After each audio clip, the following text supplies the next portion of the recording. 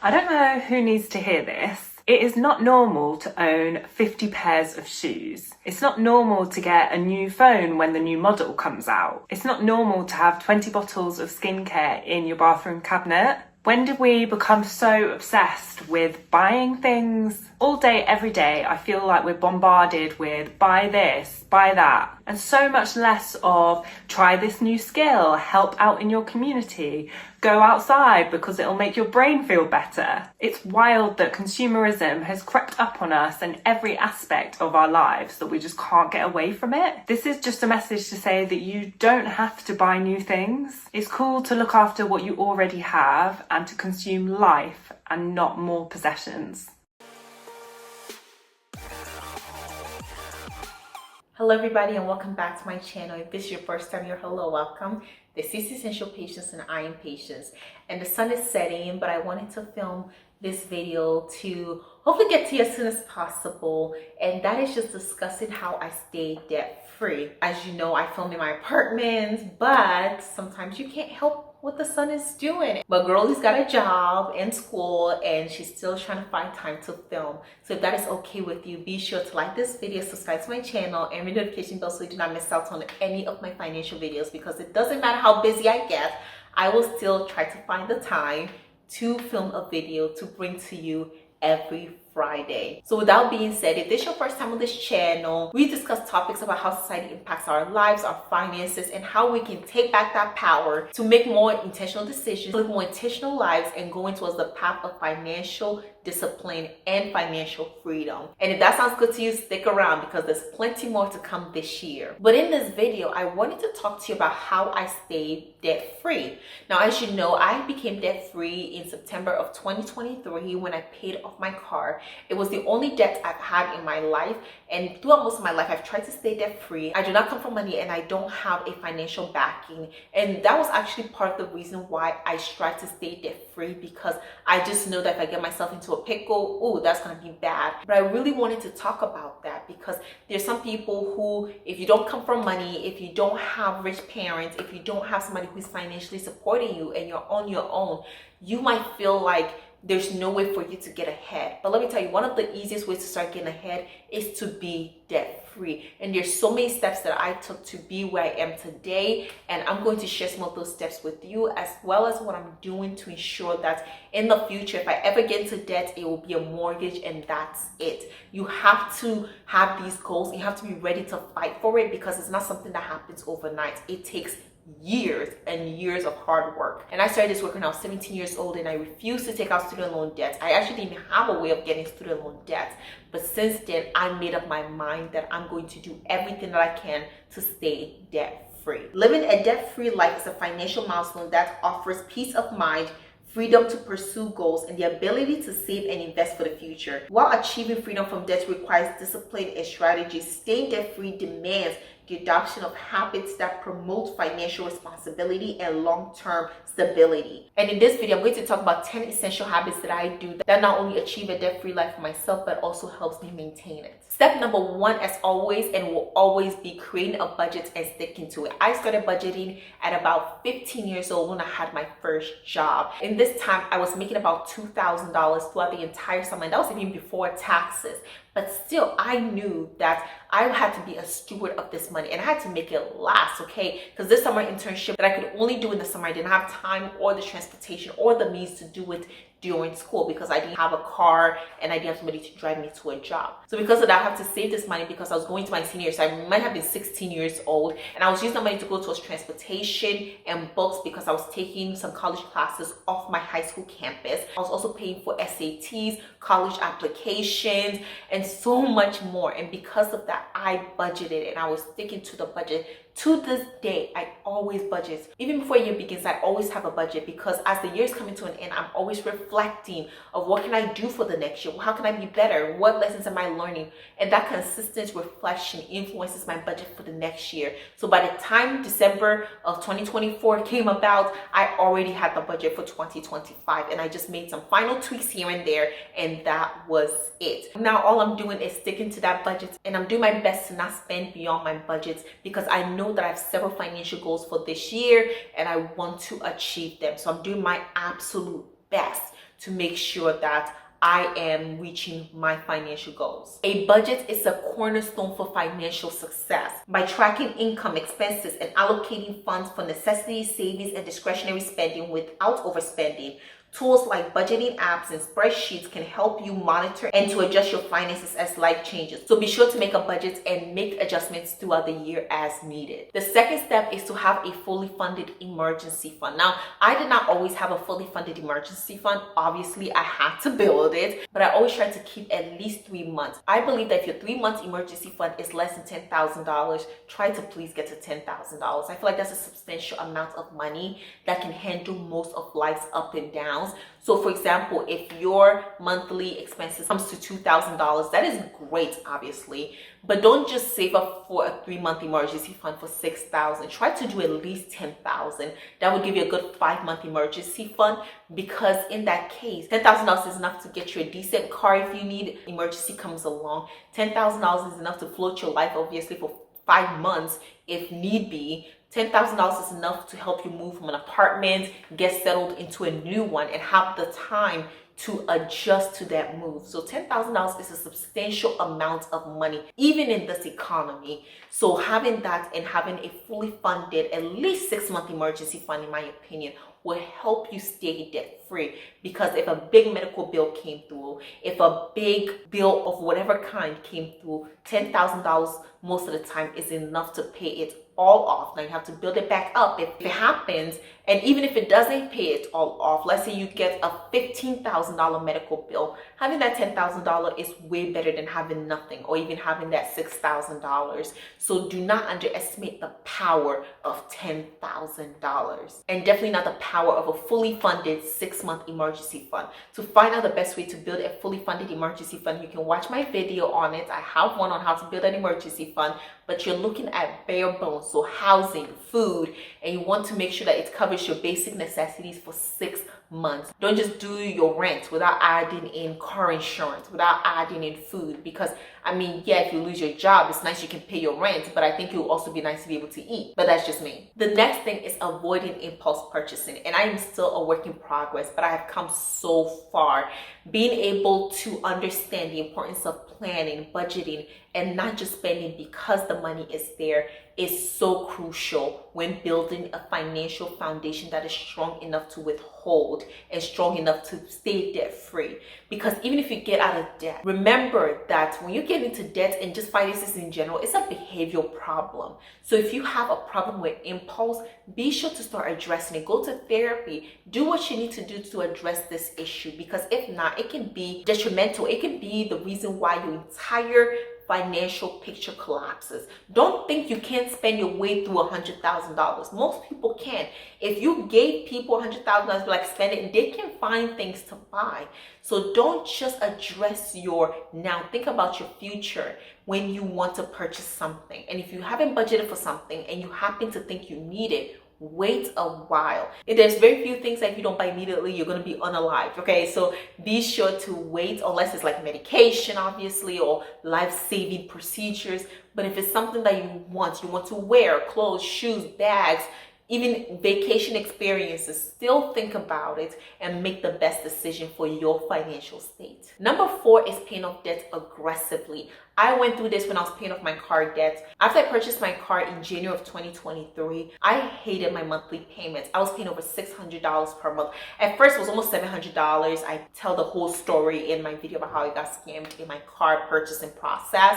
And I ended up having over $30,000 in auto loan debt. Now, I did complain about it. I was able to reduce it to about $20,000, and then I started to aggressively pay it off. When I'm telling you that I had no life for the most part to pay off this debt, I literally didn't have any. But by God's grace, I was able to pay it off in less than a year, and I was so proud of myself. So paying off debt aggressively, I think, is one of the only ways that you can really get rid of debt and start building finances. I do believe in the Ramsey's Gazelle Intense Baby Step 2, rather than a more conscious, mindful way of paying off debt. I've seen some people try to find this way where you can spread it out over 5 years so that you can live life, so that you can still be able to go on vacation, so that you can still be able to eat out? I don't think so. I'd rather just get rid of it now. It's like ripping off a band-aid. I don't want to do it slowly. I want to go hard now, get rid of it, so that I can be debt free. And that freedom, that peace, that night when I paid off the last of my debt, oh my goodness, when I tell you I slept so good, okay, like a baby. I slept good, and since then I've been sleeping good as well, knowing that I do not owe those people any more money, and they cannot come repossess my car because I did not pay my car payments. It's done. I'm telling you, that freedom that you will get, that peace of mind, is beyond anything. So I do not believe in consciously paying off debt. I believe in aggressively doing it and getting rid of it. Rip that band-aid, sacrifice for the next few months or years, and just be done with it. You're gonna save on interest. I ended up paying less than $160 on a car loan that was over $20,000. So that's sinking. Less than $160 on over $20,000 car loan. So you can do it. I believe in you. If I can do it, you can do it. And if you believe that you can do it, you will do it. So let's get to it right now. The next tip is to increase your income. Now, unfortunately, I have to say it, there are several ways of paying off debt. One is to increase your income, one is to decrease your expenses, and the most efficient way is to do a combination of both. That's what I did when I was paying off my car. I increased my income, I decreased my expenses, and with that formula, I saw results, and I saw it fast. So when you cut off all of your discretionary spendings that you can live without, with a little space here and there just to, make sure you have a good mental health and you sustain your mental health, but there's a lot of free fun out there as well. Make sure that you're increasing your income. This could include getting a part-time job, taking some overtime. This can also include getting a new career in general. Find a way of increasing your income. Luckily for me, it was a combination of overtime and promotion that helped me to increase my income significantly to help pay off my debt. Without that increase, I would not have been able to finish paying off my debt in 2023. It would have probably been 2024, but I was still planning on doing it early, so I've probably been done with it at least by middle of 2024. But I was able to do it so much faster because of the sacrifice of cutting out so much of my discretionary spending and by increasing my income. Which goes into number 6, decreasing unnecessary expenses. Now this can be different things for everybody. One of the first things I'll say is cutting out going out. I don't believe in going out to eat frequently anyway, and this is for most people. Going out to eat is not about the nutrition, it's an entertainment factor. That's what you're paying for. You can eat at home for so much more cheaper than it is to eat out, and you cannot convince me otherwise.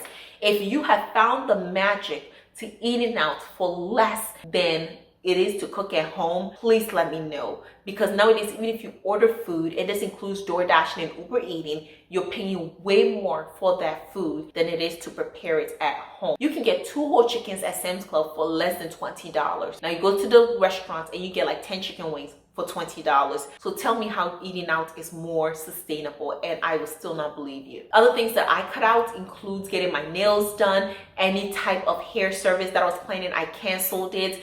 I even canceled some vacations, and I instead opted to put that money towards my debt when I was paying it off. And one of the reasons why I'm actually even doing this video is that my plans for 2025 is definitely to go on a very bare minimum spending, especially at the beginning of the year, because I have so many goals that I want to achieve financially, and I cannot do that while my discretionary spending is a lot. I don't want to share too much, but hopefully at the end of the year, I'll be able to reflect on it and let you know how it went. But just know that I'm not out here balling. I am going basically scorch earth on my unnecessary spending because I have a bigger financial goal that I want to reach, and I will let you know how it goes at the end of the year. But let me know in the comment section what you think it is, and if I do a video at the end of the year, I will be sure to review these comments to see who got it right. And number 7 is to plan major purchases. Now what you consider a major purchase is up to you. Personally, anything above $100 that is not already in a category, I think is a major purchase for me at this stage in my life. Now if you're a person who makes a ton of money, it may look very different for you. So for example, if you're making $500,000, a major purchase for you might be something that's like $1,000. Now, of course, that also depends on just what your financial philosophy is. Because for me, I categorize everything and I try not to let anything sneak up on me if I can help it. I just happen to overthink a lot of purchases, and if it's not something I plan, I do consider a major purchase over $100. Now, a major purchase that happened for me in 2024 that I could not really plan too much for was my computer. I had to get a new laptop and I traded my old one for less than $500. It was a major purchase, but luckily I had my emergency fund, so I was able to pull out of that to purchase it. And it was an additional like $1,400-$1,500 for that, and that is a major purchase that I didn't plan for, but it came along anyway. But if you can, and let's say you want to upgrade your phone, that could be a major purchase. So making sure that you plan it, so you're not being left in financial destitute because you did not plan it. Plan major purchases, car purchases. Find an amount and then say, this is my major one. And I would implore you not to make it something so obscene that most of your everyday purchases will just fly under the rug. Do not give yourself excuses to do financial damage to yourself. And that's why for me, $100 does not make or break me. I still make that a major purchase because I do know that $100 can add up enough to make and break me. The 8th tip is using credit wisely. I like to use my credit card as if it's a debit card. If I have not planned for something, I don't use it. When I go grocery shopping, for example, I purchase it, but I already have money ready from my groceries budget to pay for it. So immediately I come back from the grocery store, I track how much I spent, what stores I spent it at, and the total amount of money I spent on groceries. I transfer that money from my grocery savings account into my major savings account, and when that bill hits, I immediately pay it off. So I don't have credit card debts. I pay off my credit card several times out of the month. Anytime a bill hits, it's ready to be paid off because I use it as a debit card. I am not going to purchase anything that I cannot pay for immediately, and definitely not on my credit card. Do not use it as free money. It is not free money. It is your future money plus interest. So don't get stuck in using credit cards and other forms of credit because it's there. Another form of credit that you should certainly not access in any way, shape, or form is payday loans. I made an entire video calling out payday lenders. Be sure to watch it if you haven't already. I think it was a great video. I gave you the history as well as the damaging effects and the cycle of debt that you can fall into using payday lenders. Another one is buy now, pay later. I also did a video on that a few years ago, so be sure to check it out. But those are all forms of credit that I see people abusing today because they think it's not a big deal. And you add up enough buy now, pay laters, and the next thing you know, you're living paycheck to paycheck because they're just taking their money out of your account. And now that it is apparently trying to be reported on your credit, you will understand how damaging that can be to your credit score. And beyond that, if you default, it's going to be so damaging. The next thing I do is educate myself about finances, so becoming financially literate. Read books, read journals, read the IRS page, listen to podcasts, do what you need to do to educate yourself. Knowledge is power. Even in today's day and age, a lot of us have technology at our fingertips. Use it for good. Use it to educate yourself. Use it to bring yourself from one lower financial stage to a higher financial stage. Go from stage to stage until you are where you want to be, and then even continue. I did not become this way just out of a few months. It's years in the making. I've been talking about finances since summer of 2022, but even beyond then, I started budgeting at 16 years old. Nobody sat me down to be like, Patience, this is how you budget. This is how you allocate your finances. This is how you open a Roth IRA. I learned how to open a Roth IRA from the internet. I was not even sure. I just did my research and I opened it and I wasn't sure if it was open, but then it was there and I was like, okay, you know what? This is working. Same with my HSA 401k. I just figured it out myself. Even when I was purchasing my car and how to pay it off and to be strategic, I learned that all by reading, do my research, listening to different financial people, and I take what I like from it and I leave what I don't like. And I know when something is good because it is working for me. So make sure that if this is my first video that you're watching, watch more. There's so much resources, free resources on this channel. We talk about so many different topics that can help you to grow in your finances and be at the financial level that you want to be in the future. Don't just look at your situation and think, oh, I can never relate. Yes, you can. You have to have that mental mindset to want to do better and put in the work to do better. Even when I started this channel, I was not in a financial situation that I am in today. I was still debt free, but I was just brand new out of college. I was talking a lot about how I went to college debt free, but as I've grown. I continue to share more because I continue to also learn more, and I continue to experience more, and I share it so that you can take the best out of my experiences,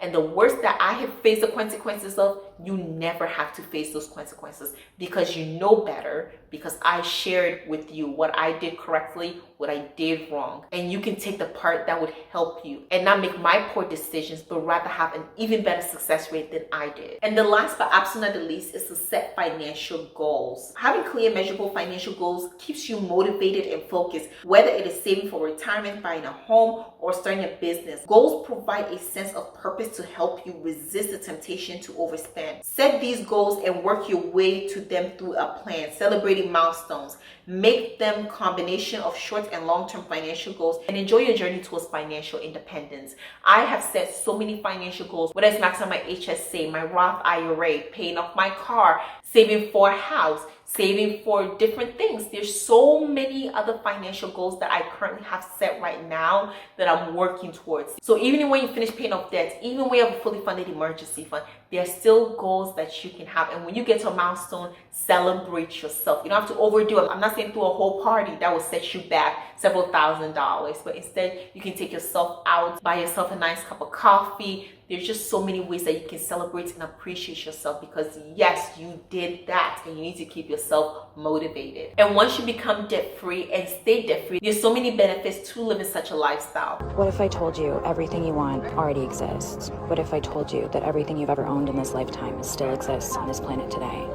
What if I told you everything you're about to gift or be gifted this holiday season will eventually be packed, baled, and sent down to the global south and end up at one of the hundreds of thousands of garbage markets? Would this make you change your consumption? Would this make you care? Adopting these habits leads to not just financial stability, it fosters a life of freedom and opportunity. And when you're debt-free, it allows you to save and invest for the future way easier than you would otherwise. And we've talked about several reasons why already. I don't want to repeat myself over and over again. But if you have no debt, whatever money goes towards your monthly minimum debt payment can be channeled towards your financial goals and investing for your future. It can also help you to respond to a lot of emergencies without stress. Now, of course, if somebody passed away or if some other type of situation that was devastating happens. But most of our financial emergencies are like, oh, your tire popped and now you don't have money to replace your tire, or you lost your job and then now you have to find a new job, but you don't have any money. You're living paycheck to paycheck. So you don't know where your rent payment is coming from. Having an emergency fund, a fully funded emergency fund, will allow you to respond to these. Yes, you'll still be stressed, but you'll definitely be less stressed than you otherwise would have if you did not have any money saved up. And even more than that, you'll be able to pursue your passion and experiences without financial guilt. One of the reasons why I love this channel is, even though I'm not monetized and I've been doing this now going on 3 years, I am still happy to do it because I am financially more responsible with my main income. I'm not looking to this to provide for me. And then when I'm smart with my money, I am able to keep the cost of this operation low. It mostly just costs me a lot of time for my research, for filming the video, editing, but I'm still able to pursue this without having to say, okay, let me go get a part-time job because I still need that money to contribute to paying off my debt. Instead, I can focus on this passion, grow it, and bring you information that would hopefully add value onto your life. And now it is time to conclude. Staying debt-free requires consistency, discipline, and commitment to long-term financial health. By creating a budget, increasing your income, decreasing unnecessary expenses, and avoiding debt traps such as impulse purchasing, you can maintain financial independence. A debt-free lifestyle isn't just about avoiding pitfalls. It's about proactivity in building and securing a fulfilling financial future. These habits, when adopted easily and practiced regularly, can transform your relationship with money, ensuring that you enjoy the benefits of financial freedom for years to come. So with that, I'm bringing this video to an end. Thank you all so much. Like, comment, and subscribe to my channel. And ring the notification bell so you do not miss out on any of my future videos. And share this video with somebody who you know it will be helpful towards. I'm sure there's so many people who are in debt or just getting out of debt, and this video will be very helpful towards them. Also, be sure to leave a comment in the comment section. I want to know, are you debt free? Are you trying to get debt free? And what steps are you taking to either get debt free or maintain being debt free? Again, thank you all so much, and see you in my next video. Bye.